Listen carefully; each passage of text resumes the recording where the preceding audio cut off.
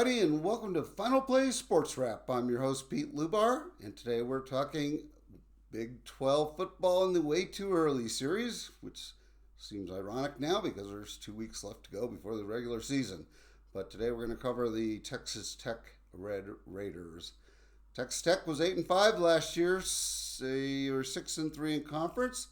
They lost in the Liberty Bowl 39-26 to Arkansas. Had a pretty good season. They beat Iowa State and Arizona State last year, so they beat two of the better teams in the Big 12. They have a fourth-year coach in Joey McGuire. The Texas Tech personnel department resembles an NFL front office, which is sort of unique in the world of college, although more teams are doing that now. Texas Tech's personnel department is overseen by General Manager James Blanchard. And Blanchard has the ability to offer any potential recruit that he feels will fit, allowing McGuire to focus on coaching and player development. And the Texas Tech Red Raiders spends more on NIL than most schools have for athletic budgets. The arrangement has really helped Texas Tech land several of the nation's top recruits. And have done really well in Texas recruiting in particular. Their 2023 class was ranked as high as 23rd by rivals.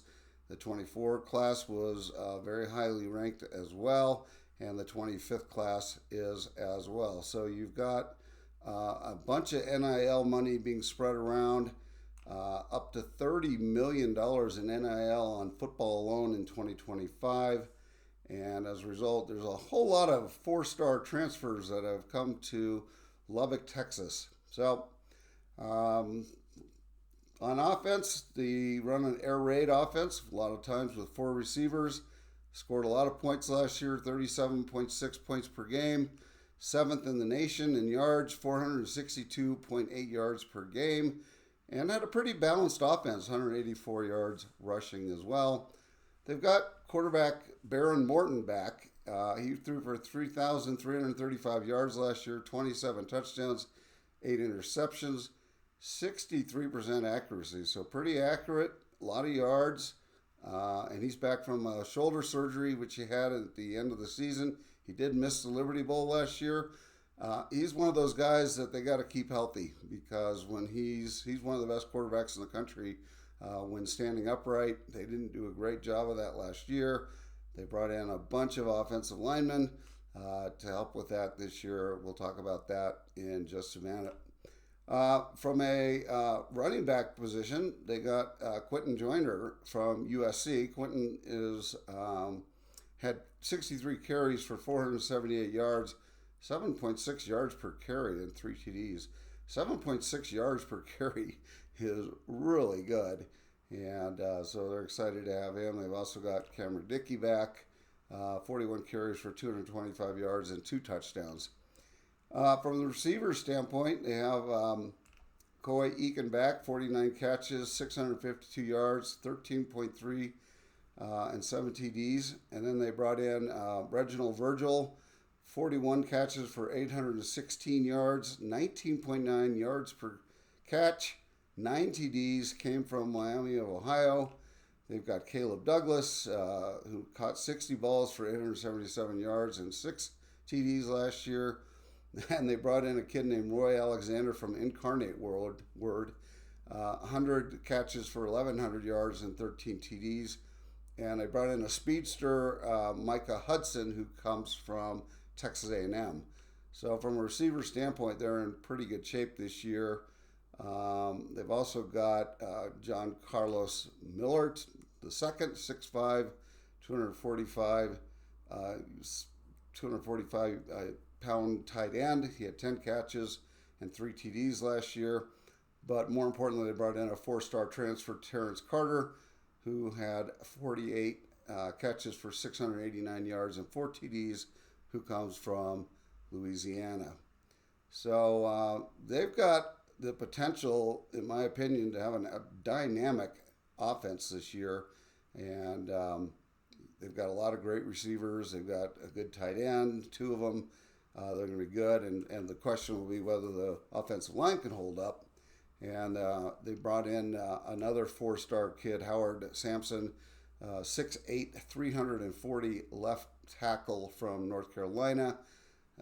They brought in Will Jados, 6'7", 310-pound left guard from Miami of Ohio. They returned Sheridan Wilson, their 6'5", 300-pound center.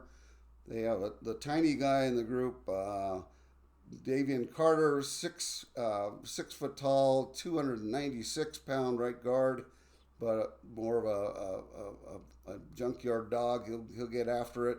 And then you got Hunter Zambrano they brought in, who's also a four-star guy. He comes from Illinois State, and he is 6'5", 305. So when you look at this offensive line on paper, it looks to be one of the biggest ones in the country. It is mammoth-sized, and that should serve them well as they continue to drive that offense up. Now, defensively, they weren't all that good last year. They were close to the bottom. In fact, I think like 127th out of 132 teams in total defense. They gave up 461 yards per game, 308 yards passing per game under new coordinator Sheil Wood.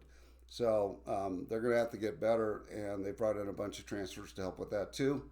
They run a 3-3-5 defense, and on the front line they've got a four-star transfer. David Bailey came in, defensive end from Stanford, 31 tackles, 7 sacks, 5 forced fumbles last year. He's good size end, 6'3", 250.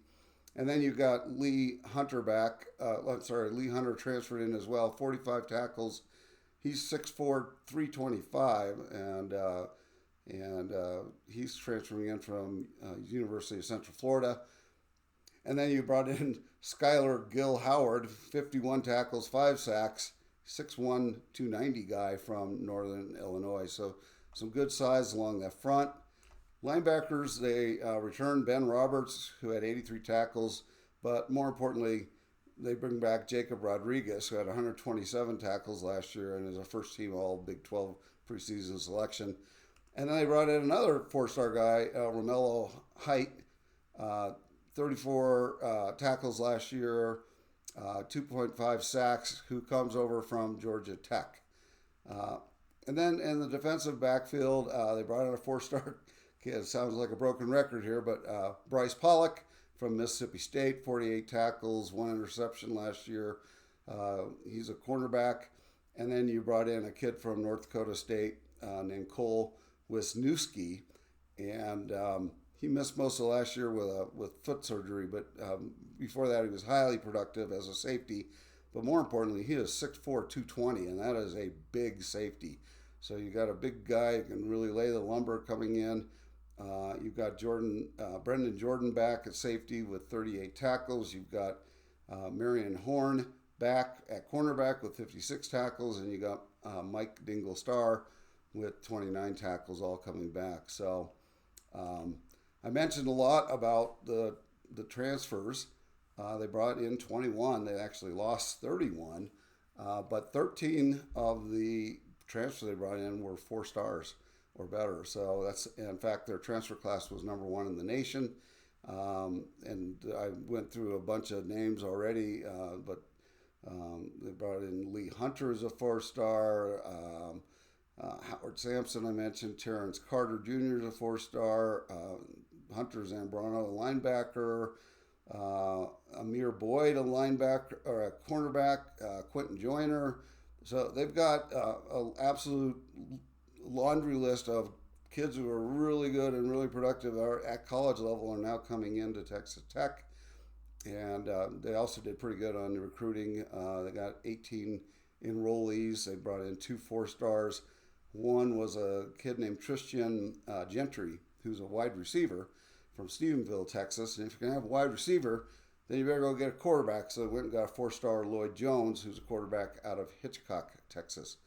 So they're in pretty good shape for this year.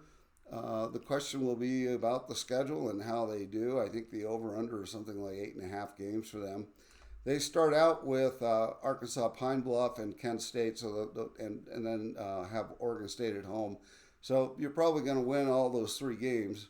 You then go to a revamped Utah team at Utah. I think you still win that game, but I think it's going to be closer than you expect. I think I've said it a bunch of times, but Devin Dampier is a hell of a quarterback, and he's at Utah now, and he's a handful because he's a true dual threat quarterback. He runs, he passes, and he's running the offense from his same offensive coordinator. They both transferred from New Mexico, and so I think they'll be greatly improved. Defensively, they were already pretty good. We'll cover them next week. Then they go and play at Houston, and Houston's going to be better. And then they host Kansas, and Kansas is going to be better. And then they have a big game at Arizona State. So they go to Arizona State, they come back to play Oklahoma State, and then they go to Kansas State. So if you look at sort of where you think they might lose in conference, you're probably looking at Arizona State and at Kansas State, depending on injuries and all that. And then you host a decent BYU team, and I think BYU has all the talent in the world, and if they can find a quarterback, they're going to be fine. And then you've got UCF coming in, and then you go to a always tough West Virginia. So to me, the schedule sort of looks like a 9-3, maybe 8-4 year at the worst. I'd say 8-4 is sort of the floor, and maybe like 11-1 is the ceiling. So there's a big chance for them to potentially be one of those teams that vies for the college football playoff championship. So it's going to be a fun year for Texas Tech. They spent tons of money. Everyone in the world knows they spent tons of money on their NIL. They brought in a ton of talent. They're going to be better than they were last year. And so, it's going to be fun to watch them this year. So that's it. If you enjoyed this, please subscribe to my YouTube page. And if not, have a great day anyway. Bye, everybody.